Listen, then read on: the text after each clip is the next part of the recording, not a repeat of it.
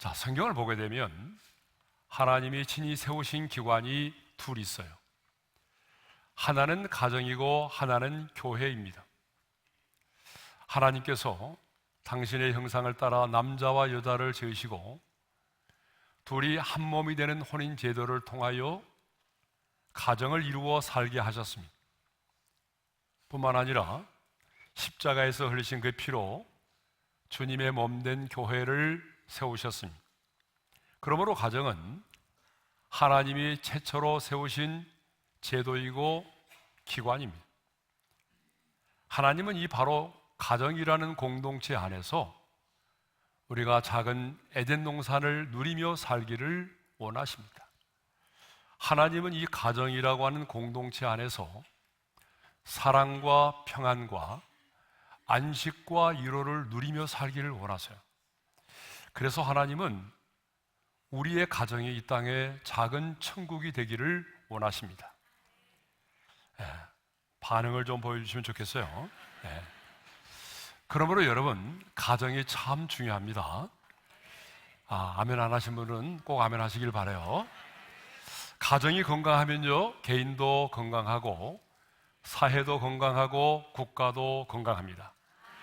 그러나 여러분, 가정이 무너지면요, 가정이 병들면 여러분, 사회도 국가도 병들게 돼 있어요. 이렇게 중요한 가정이 너무나 빠른 속도로 해체되고 그리고 무너지고 있어요. 통계를 보게 되면 지금 가정이 얼마나 빠른 속도로 해체되고 무너지고 있는지를 알 수가 있어요. 자, 통계청 자료를 보니까 2023년이 혼인 건수가 얼마냐면 19만 4천 건이에요. 근데 놀랍게도 2023년 이혼 건수는요 9만 2천 건이에요. 하루 평균 840쌍이 결혼을 하는데 398쌍이 이혼을 한다는 거예요. 여러분, 이 수치를 보더라도 굉장히 빠른 속도로 가정이 지금 무너져 가고 있다는 걸 알 수가 있죠. 뿐만 아니라 우리나라 대한민국은요, 자살공화국이라고 불릴 만큼 많은 사람들이 자신의 목숨을 끊고 있습니다. 2022년 자살 통계를 보니까 12,906명이 자살을 했어요. 그러니까 하루 평균 35.4명이 자살을 한다는 거죠.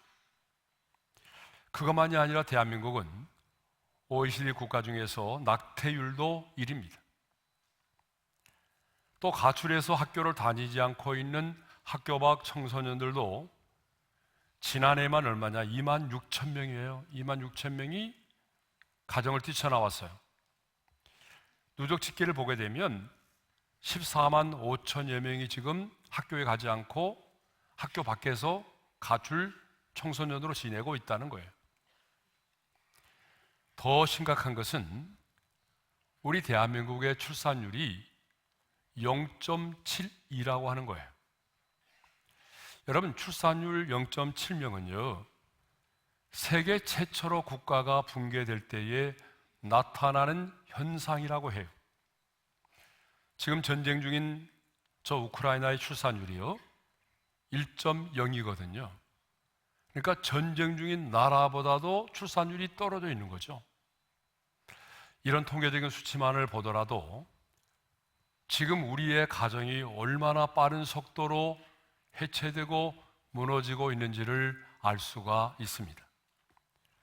뿐만 아니라 예전의 영화지만 바람난 가족, 결혼은 미친 짓이다, 인생은 아름다워 라고 하는 영화와 드라마에서 보듯이 이 세상의 가정에 대한 잘못된 문화와 가치관에 의해서 가정이 위험을 당하고 있습니다.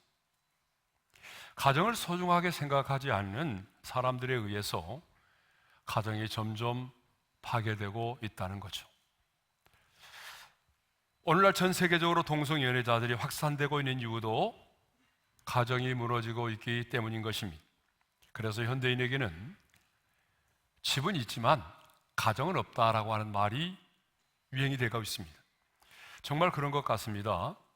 들어가서 잠을 자고 먹는 것을 해결하는 집은 있지만 사랑과 평화와 안식과 위로가 있는 집은 별로 없는 것 같습니다. 한 번은 어떤 사람이 자동차만이 아니라 여러 분야에서 성공을 거둔 헨리 포드에게 찾아와서 이런 질문을 했다고 하네요. 선생님, 일생 동안 많은 성공을 이루셨는데 그중 가장 중요한 성공은 어떤 것이라고 생각하십니까? 이런 질문에 헨리 포드는요, 일말의 망설임도 없이 이렇게 대답을 했다고 합니다. 그것은 나의 가정입니다. 여러분, 헨리 포드에게 가장 중요했던 것은 뭐예요? 가정이었다는 거예요. 헨리 포드는요, 자신의 사업의 성공보다도 가정을 더 중요하게 생각했던 사람이었습니다. 그런데 오늘 우리들 주변을 보게 되면 자신의 성공을 위해서 가정을 희생시키고 가정을 무시하는 사람들이 있어요. 그런데 여러분이 아무리 세상에서 성공한들 여러분의 가정이 무너진다면 그 성공이 무슨 의미가 있겠습니까?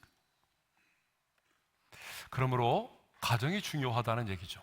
자, 그러면 어떻게 하면 우리의 가정이 행복한 가정이 될 수가 있을까요? 어떻게 하면 사탄의 공격으로부터 우리의 가정을 지킬 수가 있을까요? 아니, 어떻게 하면 우리의 가정을 믿음의 명문 가문으로 세워나갈 수 있을까요? 그것은 우리의 가정에 기쁜 소리, 구원의 소리가 있게 하는 겁니다. 여러분, 아멘이죠? 고기만 끄덕이지 말고 아멘 하세요. 네. 자, 15절 상반절의 말씀을 읽겠어요. 다 같이요. 의인들의 장막에는 기쁜 소리, 구원의 소리가 있으며. 자, 여기 의인들이 나왔는데 그렇다면 의인들은 누구를 말할까요? 자, 여기 나오는 의인들은요, 하나님과의 바른 관계에 있는 자들을 말합니다. 그러니까 우리가 예수 믿기 전에는 하나님과 원수된 관계에 있었잖아요. 근데 예수를 믿음으로 말미암아 이제 하나님이 나의 아빠가 되고 우리는 그분의 자녀가 됐어요. 그러니까 예수 믿고 구원받은 자들을 말하는 거죠. 자, 그러면 의인들의 장막이라고 했는데 이 의인들의 장막은 뭘 의미할까요? 하나님과의 바른 관계에 있는 자들이 머물러 있는 거처를 말해요. 그러니까 다시 말하면 예수 믿고 구원받은 사람들이 살아가는 가정을 말하는 거죠. 자, 그러면 하나님의 사람들이 머무는 가정에서 들려야 하는 소리는 어떤 소리죠? 기쁜 소리, 구원의 소리입니다. 여러분, 반응을 좀 하시라고 그랬죠? 어떤 소리예요? 기쁜 소리, 구원의 소리입니다. 네. 그러면 기쁜 소리, 구원의 소리는 무엇을 의미할까요? 그것은 바로 구원을 베푸신 하나님, 승리를 주신 하나님께 드리는 찬양을 말합니다. 그래서 14절에서는요, 이렇게 하나님을 노래하고 있어요. 다 같이요. 여호와는 나의 능력과 찬송이시요 또 나의 구원이 되셨도다. 여러분, 이 말씀은요, 홍해의 기적을 체험한 이스라엘 백성들이 불렀던 승리의 노래입니다. 자, 앞에는 넘실대는 홍해가 있고요, 뒤에는 애굽의 군대가 추격을 해왔어요. 여러분, 이 상황에서 이스라엘 백성들이 할 수 있는 것은 아무것도 없었어요. 그때 지도자인 모세는 두려워 떠는 이스라엘 백성들에게 이렇게 말했습니다. 다 같이 말씀을 읽어볼까요? 다 같이요. 너희는 두려워하지 말고 가만히 있어서 여호와께서 오늘 너희를 위하여 행하시는 구원을 보라. 그리고 나서 모세가 지팡이를 들고 손을 바다 위로 내밀 때에 큰 동풍이 불어와서 홍해가 갈라지기 시작을 했습니다. 홍해가 갈라져 벽이 되고 이스라엘 백성들은요, 홍해를 마른 땅처럼 무사히 건너게 되었어요. 그리고 뒤따라오던 애굽의 군대는 홍해 바다에 수장이 되어버렸어요. 그때 이 구원의 기적을 경험한 이스라엘 백성들은 벅찬 감격으로 하나님은 나의 능력이시며 나의 찬송이시라고 하나님을 노래했던 것입니다. 그러니까 의인들의 장막에서 울려 퍼지는 이 기쁜 소리, 구원의 소리는 구원의 은총을 경험한 자가 하나님을 예배하면서 드리는 찬양을 말합니다. 그렇습니다. 의인들의 장막에는 기쁜 소리, 구원의 소리가 울려 퍼져야 합니다. 여러분, 구원받은 자들의 가정에는요, 하나님을 향한 찬양이 울려 퍼져야 하는 거예요. 구원의 은총을 노래하는 기쁜 소리, 구원의 소리가 울려 퍼져야 한다, 그 말입니다. 그러면 어떻게 하면 우리의 장막에 기쁜 소리, 구원의 소리가 흘러넘치게 할 수 있을까요? 그것은 바로 가정에서 드리는 예배입니다. 뭐라고요? 가정에서 드리는 예배예요. 구원의 은총을 경험한 하나님의 자녀들이 의인의 가정에서 한 자리에 모여서 하나님을 예배할 때에 기쁜 소리, 구원의 소리가 울려 퍼지게 되는 것입니다. 그렇게 하나님을 찬양할 때 찬송 중에 거하시는 하나님께서 임재하십니다.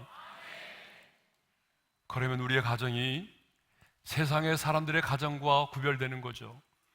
여러분, 우리의 가정이 무엇으로 세상의 가정과 구별될 수 있을까요? 돈입니까? 여러분, 돈으로 세상의 가정과 구별되는 거예요? 아니면 여러분의 대문에 붙어있는 교패입니까? 교패에 의해서 여러분의 가정이 세상의 가정과 구별되는 거예요? 아니면 집안에 가득한 어떤 성화라든가 십자가의 모양입니까? 아닙니다. 하나님의 임재입니다. 여러분, 아무리 교회에 교패가 대문에 교패가 붙어 있고 성경 말씀에 액자가 걸려 있어도 하나님의 임재가 없다면 그 가정은 세상의 가정과 구별될 수가 없는 것입니다. 사랑하는 성도 여러분, 가정 예배의 회복이 없이는 사탄의 공격으로부터 여러분의 가정을 지킬 수가 없습니다.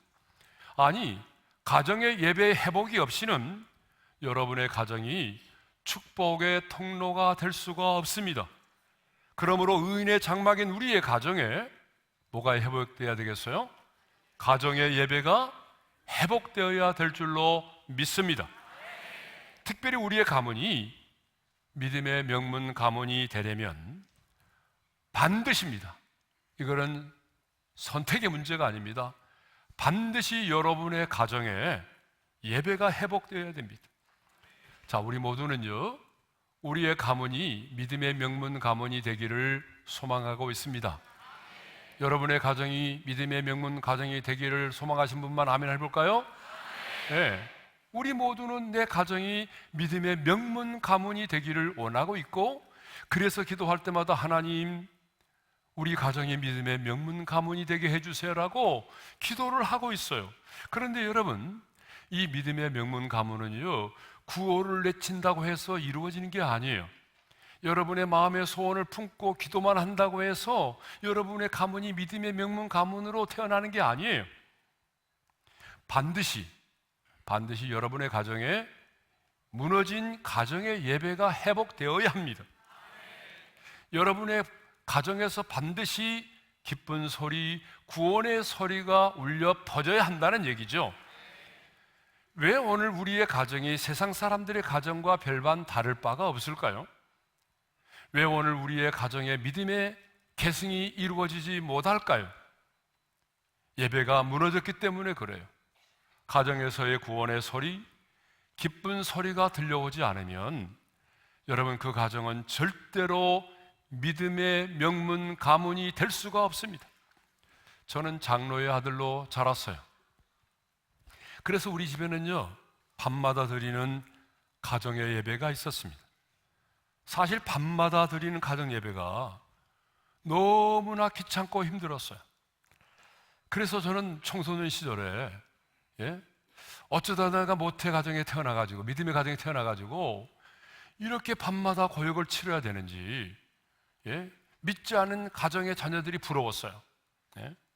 특별히 우리 아버지의 기도는 너무나 길었어요. 너무나 길어서 시간이 막 지나면 나도 눈을 뜨고 있고, 눈을 떠보면 형과 누나들도 다 눈을 뜨고 있었어요. 하지만 돌이켜보면 그때 밤마다 드렸던 가정의 예배가 오늘의 저를 있게 만든 것입니다. 예나 지금이나 가정 예배는 축복의 통로입니다. 왜냐하면 가정 예배를 드릴 때에 아버지는요, 가정의 영적 제사장으로서의 영적 권위를 갖게 되는 거예요. 뿐만 아니라 가정 예배를 드릴 때에 그 가족들 안에 영적인 소통이 이루어집니다. 온 가족이 함께 둘러앉아서 함께 하나님을 찬양하고 말씀을 나누고 그리고 기도의 제목을 나누다 보게 되면 서로의 마음을 이해하게 되고 공감을 하게 됩니다. 그래서 여러분, 가정 예배를 드리게 되면 자녀는요, 우리 아빠가 지금 어떤 어려움을 겪고 있는지 알게 되는 거예요. 뿐만 아니라 부모 역시 내 사랑하는 자녀의 고민이 무엇이고 지금 내 자녀의 마음이 어떠한 상태에 있는지까지도 알게 되는 거죠. 그래서 가정 예배가 너무 중요해요. 그런데 우리는요, 너무나 바쁘고 분주하다는 이유만으로 가정의 예배를 드리지 못할 때가 있어요. 아니, 주일에 한 번 교회 나와서 예배를 드리고 내 사랑하는 자녀를 주일학교에 보내는 것만으로 신앙생활의 소임을 다하는 것으로 착각을 하고 있단 말입니다. 그러나 여러분, 아닙니다. 그것만으로 우리의 가정이 믿음의 명문 가문이 될 수가 없습니다. 그것만으로 우리의 가정을 향한 사탄의 공격을 막아낼 수가 없습니다. 사탄으로부터 내 가정을 지키고 자손 대대로 하나님을 경외하는 믿음의 명문 가문이 되게 하려면 반드시 가정 예배를 드려야 합니다. 옆 사람과 인사하겠습니다. 반드시 가정 예배 드립시다. 그런데 여러분, 가정 예배를 드린다는 게 드려보신 분은 아시겠지만 쉽지 않아요.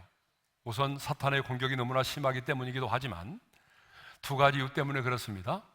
첫째는 너무나 바쁘고 분주하다는 거예요. 여러분, 예전에 농경사회 시대는요, 시간이 여유가 많았잖아요.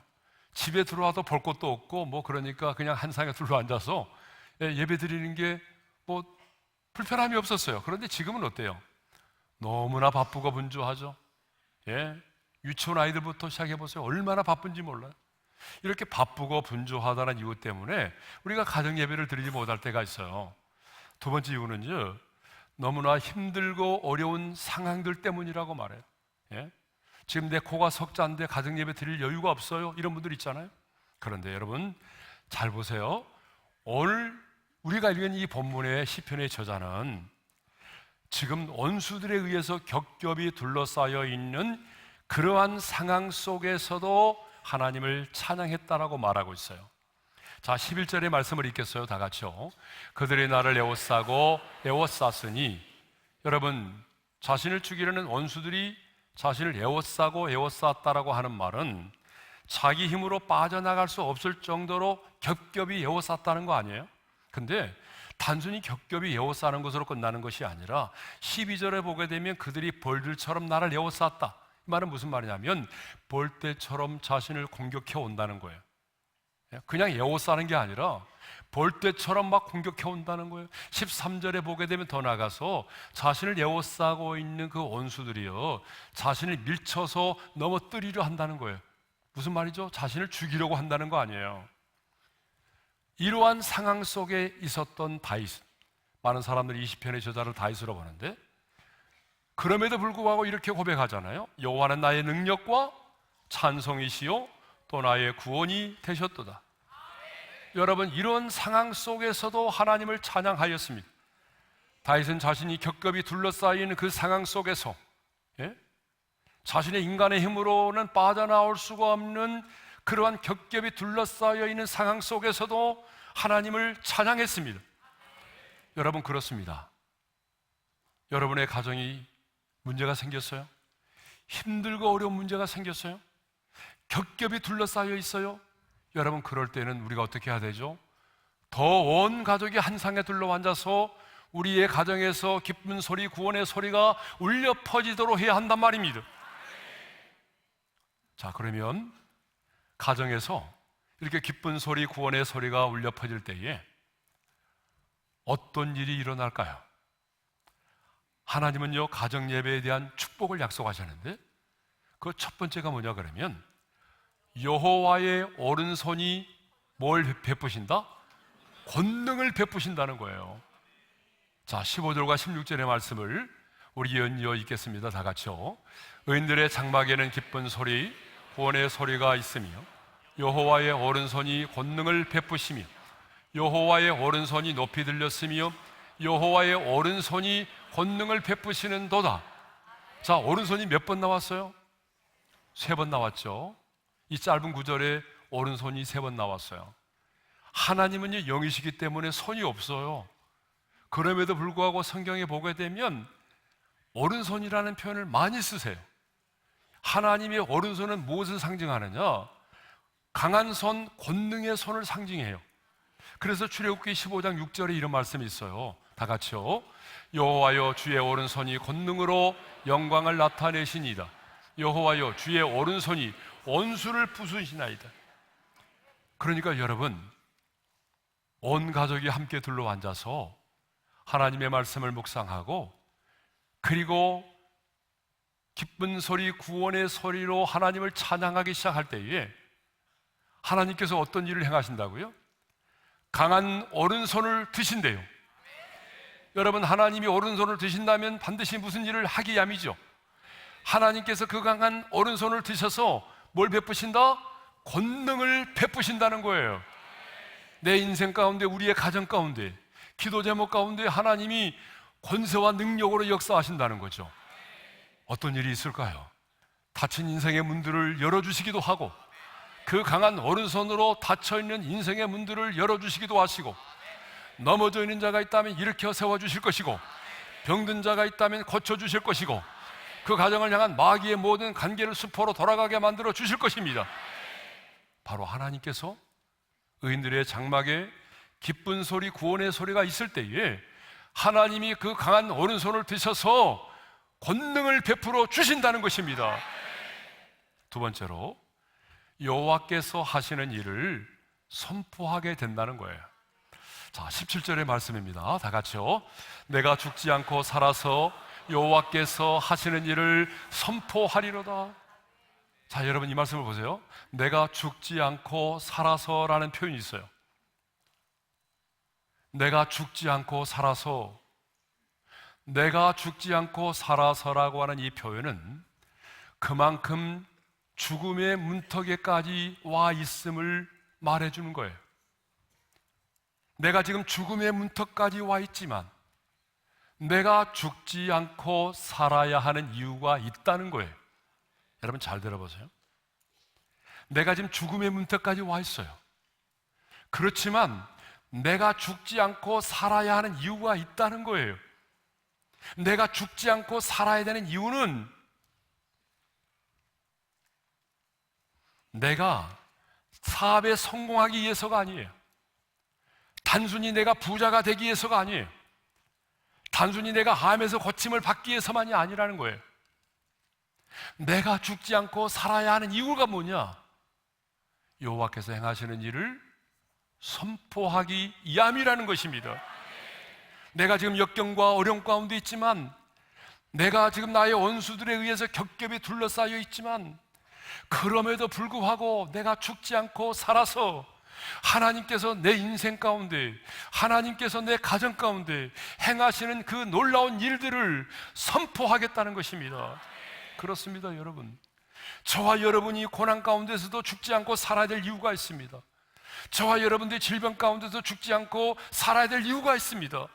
내 인생이 너무나 힘들고 어렵지만 그럼에도 불구하고 좌절하지 않고 포기하지 않고 살아야 될 이유가 있습니다. 그것은 하나님께서 내 인생 가운데 행하신 일들을 선포하기 위함이라는 거죠. 자, 예를 들면 이런 거죠. 하나님, 이 모든 일을 하나님께서 행하셨습니다. 하나님께서 나를 기가 막힐 웅덩이와 수렁에서 건져주셨습니다. 하나님께서 겹겹이 둘러싼 나의 원수들을 물리쳐 주셨습니다. 하나님께서 여기까지 인도하셨고 하나님께서 이기게 하셨습니다. 하나님께서 나를 고쳐주셨습니다. 이렇게 하나님께서 행하시는 일들을 선포하기 위해서라는 거예요. 그런데 여러분, 내가 죽지 않고 살아서 하나님께서 행하시는 일을 선포하려면 먼저 뭐가 선행되어야 될까요? 하나님께서 그 강한 손으로, 오른손으로 권능을 베푸시는 것을 내 눈으로 볼 수가 있어야 한다는 거죠. 하나님께서 그 강한 오른손으로 권능을 베푸시는 것을 내 눈으로 똑똑히 볼 수 있어야 여러분, 하나님이 행하시는 일을 선포할 수 있는 거 아니겠습니까? 보지도 않았는데 어떻게 선포합니까? 그러면 하나님께서 그 강한 오른손으로 권능을 베푸신 일을 보려면 어떻게 해야 될까요? 의인의 장막에서 기쁜 소리, 구원의 소리가 있게 해야 합니다. 여러분의 가정에서 하나님을 예배하는 찬양의 소리, 그 감격과 기쁨의 소리가 울려 퍼지게 해야 합니다. 무너진 여러분의 가정의 예배를 회복해야 합니다. 가정의 예배가 회복되어 기쁨의 소리, 구원의 소리가 울려 퍼질 때에 우리의 가정을 넘어뜨리려는 마귀의 간계는 수포로 돌아갈 것입니다. 그리고 하나님께서 그 강한 오른손으로 권능을 행하시는 것을 우리는 보게 될 것입니다. 그리고 우리는 고난 가운데 죽지 않고 하나님께서 지금 내 인생 가운데 우리의 가정에 행하신 일들을 많은 사람들에게 선포하게 될 것입니다.